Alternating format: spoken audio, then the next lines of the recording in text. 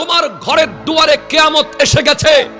এটা ভূমিকম্প নয় যে তুমি আজান দিয়ে দূর করে ফেলবে, এটা সুনামি নয় যে তুমি ত্রাণ দিয়ে সহযোগিতা করবে, এটা আগুন নয় তুমি ফায়ার সার্ভিস দিয়ে নিভিয়ে ফেলবে, এটা বিদ্যুৎ নয় তুমি কারেন্ট কেটে দিয়ে শর্ট শেষ করে ফেলবে।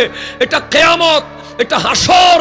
লাইসা লাহা মিন দুনিল্লাহি কাশিফা। আল্লাহ ছাড়া এই দিনকে কেউ আটকাতে পারবে না। কথা বলেন ঠিক কিনা? আল্লাহ নিজেই কোরআনে বলছেন, ওয়াতাদহাকুনা ওয়ালা তাবকুন। তুমি এখনো হাসতেছো, তুমি হাসো কেমনে? তুমি কেন কান্না করো না?